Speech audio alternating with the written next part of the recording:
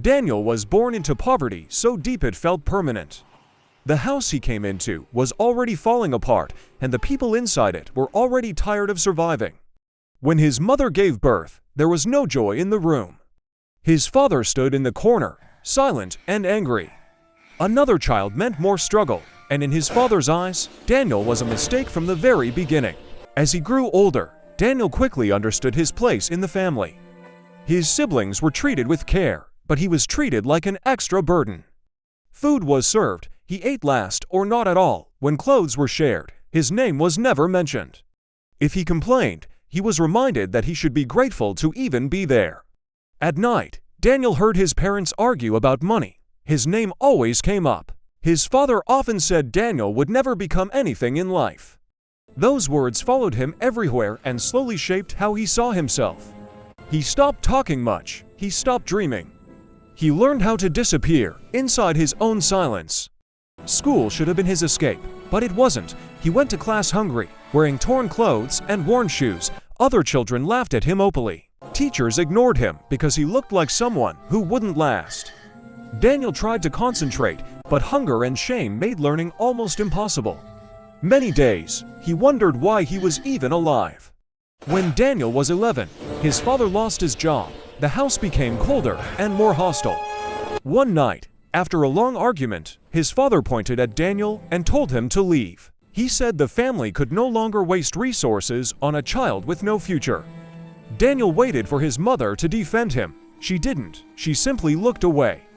That night, Daniel walked out of his home with a small bag and nothing else.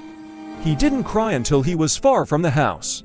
He walked until his legs gave up. That was his first night on the streets. Life outside was brutal. Daniel slept under shop shades, near bus stops, and sometimes beside garbage dumps. He worked any job he could find, washing cars, carrying loads, cleaning dirty places. Some people helped him, but many cheated him. Hunger became normal, pain became familiar, loneliness became constant. One evening, after working all day without food, Daniel collapsed near a roadside shop. An elderly woman found him and gave him water. She didn't ask questions, she just helped. That moment stayed with him because it reminded him that kindness still existed, even in a cruel world. Years passed, Daniel grew stronger, quieter, and tougher. He trusted no one fully. He believed survival was the only rule of life.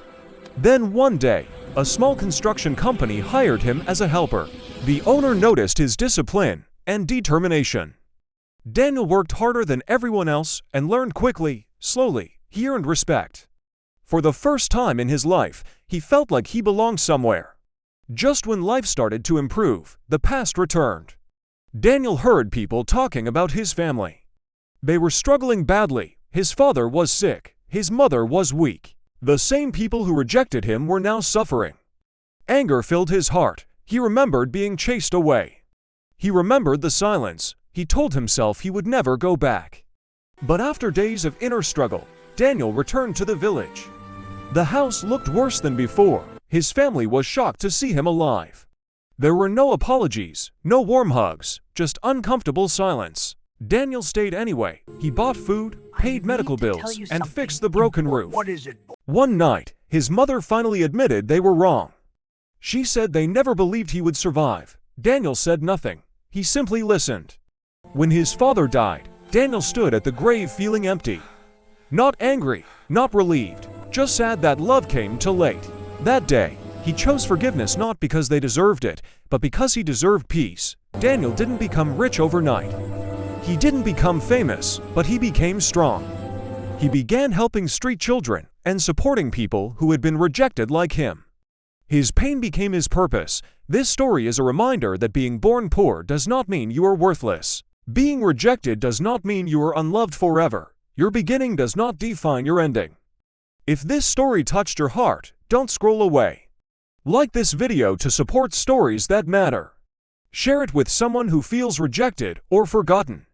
And subscribe for more emotional, life-changing stories that remind you your story isn't over yet.